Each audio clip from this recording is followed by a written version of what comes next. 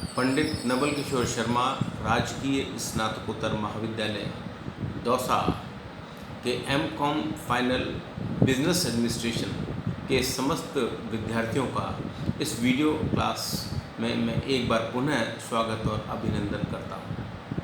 विद्यार्थियों, जैसा कि आपको ज्ञात ही है कि ये एक कोरोना का दौर चल रहा है और इस दौर में कॉलेज में आमने सामने बैठकर कक्षाएं लगना या लगाना संभव नहीं है। इसीलिए हम लोग का ये प्रयास है कि हम वीडियोस के माध्यम से आपको आपके विषय की जानकारी प्रदान करें। इसीलिए मैंने बहुत से वीडियोस आपके लिए बनाए हैं और उनको YouTube पे अपलोड भी किया है। मुझे आशा है कि आपने उन यूट्यूब्स को देखा होगा और आपको उन यूट्यूब के वीडियो के माध्यम से अपने विषय के बारे में जानकारी प्राप्त हुई होगी। पिछले वीडियो में अपन लोक उपक्रमों के विभिन्न प्रारूपों की चर्चा कर रहे थे मैनेजमेंट ऑफ पब्लिक एंटरप्राइजेस के तहत, और मैंने आपको लोक उपक्रम के विभिन्न प्रारूप यथा विभागीय संगठन, सार्वजनिक निगम, वस्तु मंडल, सरकारी कंपनियां, स्थानीय प्राधिकार, अर्ध निगम, नियंत्रण मंडल, मिश्रित निगम आदि के बारे में बताया था कि ये लोक उपक्रमों के विभिन्न प्रारूप होते हैं।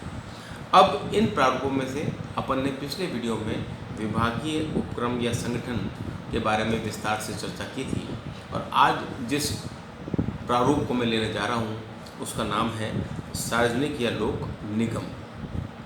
अब सार्वजनिक या लोक निगम क्या होता है, पहले इसको हम जान लेते हैं। सार्वजनिक निगम का तात्पर्य विशिष्ट अधिनियम में स्थापित ऐसी स्वायत्त संस्था से है जिसकी साधारण नीतियों पर सरकार का अंकुश होता है तथा सरकार के प्रति उत्तरदायी होते हुए भी स्वतंत्र रूप से काम करती है।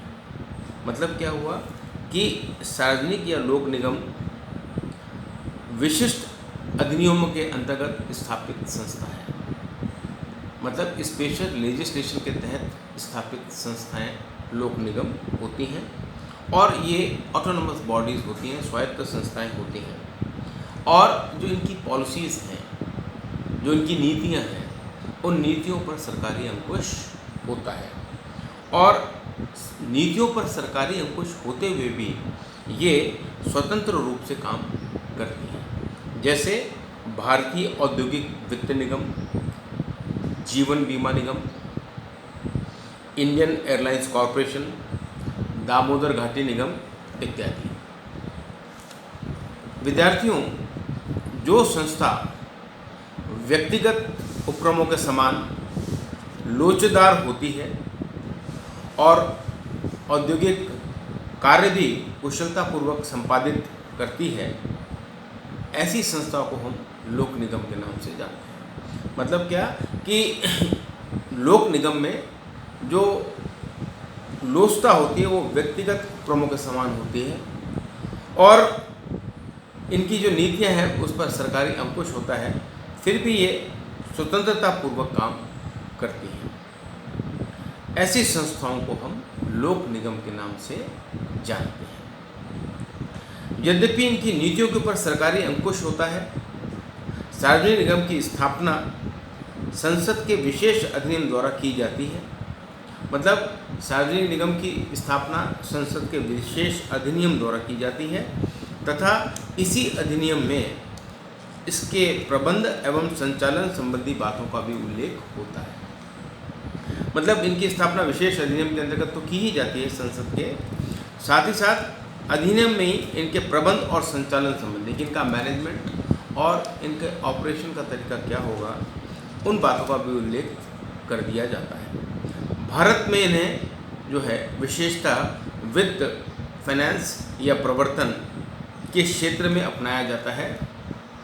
मतलब हमारे देश में सामान्यतः जो वित्त संस्थाएं होती हैं उन संस्थाओं में इस प्रारूप को मोटे तौर पर अपनाया जाता है। सार्वजनिक निगम को हम मुख्यतः दो भागों में बांटकर अध्ययन कर सकते हैं। सार्वजनिक निगम एक तो वो है जो पूर्णतः सरकारी निगम है और दूसरे हैं मिश्रित निगम। अब पूर्णतः सरकारी निगम कौन से हैं? पूर्णतः सरकारी निगम हैं ऐसे निगम जिनमें 100% पूंजी केंद्र सरकार अथवा किसी प्रांतीय सरकार अथवा दोनों मिलकर विनियोजित करते हैं, तो उसे पूर्णतः सरकारी निगम कहते हैं। जैसे दामोदर घाटी निगम। मतलब क्या हुआ कि पूर्णतः सरकारी निगम वो है जिसमें कि 100% कैपिटल का विनियोजन या तो सेंट्रल गवर्नमेंट द्वारा या सेंट्रल गवर्नमेंट और स्टेट गवर्नमेंट द्वारा मिलकर किया जाता है, और केवल सरकार की ही पूंजी लगी होती है, उसे हम पूर्णतः सरकारी निगम कहते हैं। दूसरा है मिश्रित निगम। मिश्रित निगम वे हैं जिनकी अधिकतर पूंजी केंद्र सरकार एवं प्रांतीय सरकार और पूंजी का कुछ हिस्सा निजी क्षेत्र द्वारा लगाया जाता है, तो उसे मिश्रित निगम कहते हैं। मतलब जहाँ पर पूंजी का जो विनियोजन है वो केंद्र सरकार एवं राज्य सरकार द्वारा मिलकर, और कुछ पूंजी चाहे सीमित मात्रा में ही लगती हो, लेकिन कुछ पूंजी निजी क्षेत्र के द्वारा यदि लगाई जाती है तो उसे मिश्रित निगम कहते हैं। जैसे भारतीय औद्योगिक वित्त निगम। तो ये मैंने कुछ आपको एग्जाम्पल्स बताए जो मिश्रित निगम के हैं या पूर्णतः सरकारी निगम के हैं। तो कुल मिलाकर सार्वजनिक निगम वो हैं जिनकी स्थापना एक स्वायत्त शासी संस्था के रूप में की जाती है, और इनकी जो नीतियां हैं वो सरकार के द्वारा तय की जाती हैं। हालांकि ये सार्वजनिक या लोक उपक्रम स्वतंत्र रूप में काम करते हैं। जिस प्रकार से निजी क्षेत्र की औद्योगिक इकाइयाँ कार्य करती हैं उसी प्रकार से ये अपना कार्य करते हैं, और मुख्यतः ये दो प्रकार के होते हैं। मैंने आपको बताया, पूर्णतः सरकारी निगम या मिश्रित निगम। अब अपन सार्वजनिक या लोक निगम की विशेषताओं पर ध्यान देते हैं कि इनकी क्या विशेषताएं होती हैं। तो इनकी प्रमुख विशेषताओं में पहली है कि सार्वजनिक निगमों पर राज्य का पूर्ण नियंत्रण होता है। मतलब नाम से ही स्पष्ट है, सार्वजनिक या लोक निगम, तो इन निगमों पर सरकार का पूर्ण नियंत्रण होता है। कंट्रोल जो है वो पूर्णतः सरकार का होता है। दूसरा, लोक निगमों पर बजट एवं अंकेक्षण संबंधी नियम लागू नहीं होते हैं। मतलब बजट और अंकेक्षण संबंधी नियम लागू नहीं होते हैं। बजट, लेखाकरण एवं अंकेक्षण संबंधी नियमों से ये स्वतंत्र हैं। और स्वतंत्र क्यों हैं? क्योंकि इनको सरकार के द्वारा बजट आवंटित नहीं किया जाता है। तीसरा, यह पृथक वैधानिक अस्तित्व रखने वाली संस्था है जिस पर दावा किया जा सकता है तथा यह दूसरों पर दावा प्रस्तुत कर सकती है। मतलब सार्वजनिक निगम, जैसा मैंने पहले बताया, कि निजी क्षेत्र के औद्योगिक इकाइयों की भांति ही कार्य करती है। तो इनका जो वैधानिक अस्तित्व है वो इनके सदस्यों से अलग होता है, और चूंकि इनका वैधानिक अस्तित्व अलग होता है इसलिए इस प्रकार के निगमों पर दावा प्रस्तुत किया सकता है, वाद प्रस्तुत किया सकता है, और ये निगम भी अन्य लोगों पर वाद प्रस्तुत या दावा प्रस्तुत कर सकते हैं। चौथी विशेषता ये है कि लोक निगम का प्रबंध एक सार्वजनिक कंपनी की भांति बोर्ड द्वारा किया जाता है। जैसे हम एक सार्वजनिक कंपनी की बात करें तो सार्वजनिक कंपनी का जो प्रबंध है वो एक बोर्ड द्वारा किया जाता है, जिसको हम बोर्ड ऑफ डायरेक्टर्स के नाम से जानते हैं। तो सार्वजनिक निगम का भी जो प्रबंध है वो सार्वजनिक कंपनी की भांति ही एक बोर्ड द्वारा किया जाता है, जिसमें विभिन्न क्षेत्रों के एक्सपर्ट्स होते हैं। पांचवी विशेषता ये है कि यह निर्गमित संस्था है क्योंकि इसका निर्माण संसद के विशेष अधिनियम द्वारा किया जाता है। मतलब ये एक बॉडी कॉर्पोरेट है क्योंकि जो इसका निर्माण है वो संसद के विशेष अधिनियम के तहत किया जाता है। एक विशेषता इसकी यह है कि इसकी वित्त व्यवस्था स्वतंत्र होती है। मतलब फाइनेंस का जहाँ तक सवाल है, इसकी वित्त व्यवस्था स्वतंत्र होती है। इसीलिए इसके आय व्यय को, मतलब इसके इनकम और एक्सपेंडिचर को सरकारी बजट में नहीं दर्शाया जाता है। मतलब जो सरकारी बजट होता है उसमें कहीं भी लोक निगमों के वित्त के बारे में कोई चर्चा नहीं की जाती।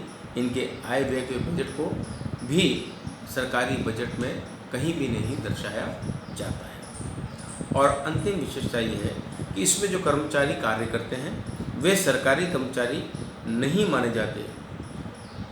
मेन बात क्या है कि विभागीय उपक्रम में तो जो काम करते हैं वो सरकारी कर्मचारी माने जाते हैं, लेकिन लोक निगमों में जो कर्मचारी कार्य करते हैं वे सरकारी कर्मचारी नहीं माने जाते, क्योंकि उनके ऊपर नियम लागू नहीं होते हैं।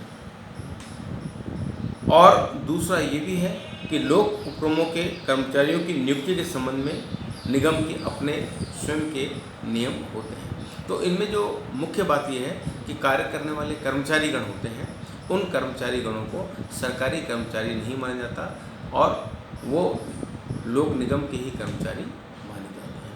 तो ये इसकी लोक निगम की या सार्वजनिक निगम की कुछ प्रमुख विशेषताएं हैं जो कि मैंने आपको बताई।